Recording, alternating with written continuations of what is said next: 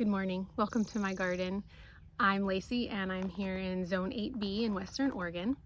And my family and I just got back from a little trip up to Washington. And when I came back, we came back to a heat wave. Here for the early summer, we've been pretty much in the 70s, maybe up to the low 80s, but pretty much in the 70s. It's been very mild. And when we got back, it was about 98. And the next couple days, we're supposed to be up in the 90s. And the first thing that I noticed was how much things needed to be watered, but also how the heat, the sudden onset of the heat really just made some of the plants just done. So the foxglove are mostly the ones that take the hardest hit there because they have very shallow roots. So if they're not watered consistently, then once the heat hits, they just are pretty much done. So that also means that will push their seeds to be ready to be released sooner, and I don't really want that to happen so much in my gardens as much as it wants to happen, because they will reseed prolifically and just sprout up everywhere. So what I'm going to do today is go around and not even so much cut back as much as actually pull out the foxgloves that are done blooming. There are a lot of seedlings already planted around that will sprout next year. Some of the foxglove has already started to release its seeds, so some is already, on the ground, ready to sprout for blooming in 2 years. So it just looks really scraggly, and it needs to go. So that's one thing that I'm going to be working on today, and because there's kind of a lot of foxglove, that might be all I get to. I'll probably attempt some of the rose Campion too, because once rose Campion is done blooming, it will also release its seed, but the foliage also starts to look really dry.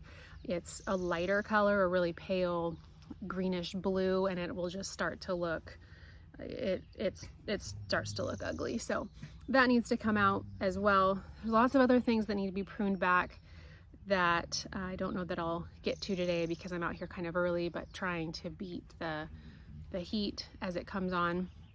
The inside of my house is an absolute mess from just getting home yesterday, but I'll deal with that once it gets too warm outside and I decide to head inside. So I think I'm just going to start right here. You can see some right there that needs to be dealt with, and I'm just going to flip you around and show you the supplies that I have ready, and then we'll get to work.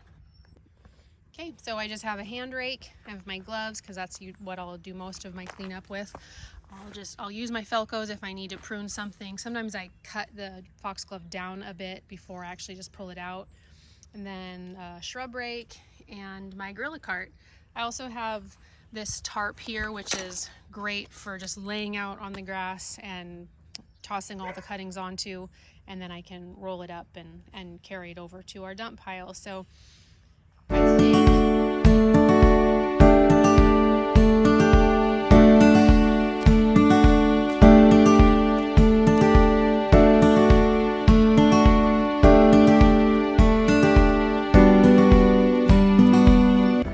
I wanted to show you that even though it's kind of sad to lose the foxglove right there, there's one right there, couple right there, and one right there that'll all bloom alongside here next season.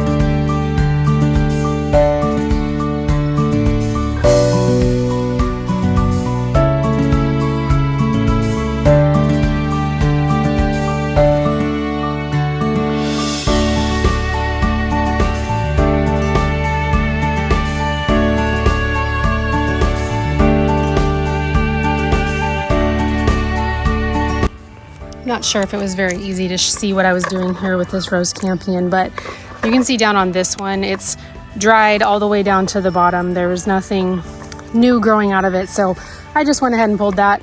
We'll just cover that one up.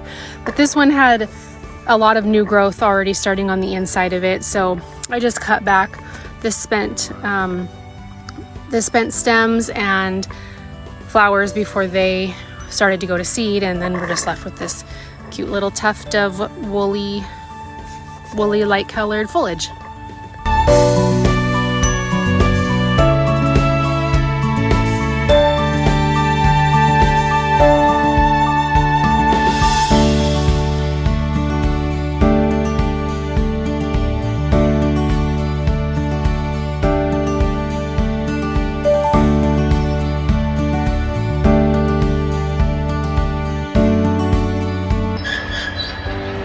I thought I'd show you the ruckus, the cause of the ruckus. It's a piece of logging equipment that came down from our property up above, and it's coming down to do some tree removal down on the bottom part of the property. Okay, before I started in on these ones, I wanted to show you what's happening here as these pods are starting to open. I think this one, can you see that in there? I'm trying to take it off so you can see, and hopefully I don't lose it in the dry creek bed. But you can see in this one pod,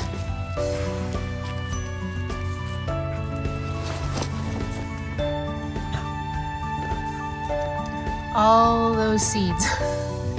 And that's in one pod, and this is why I try to cut them back before.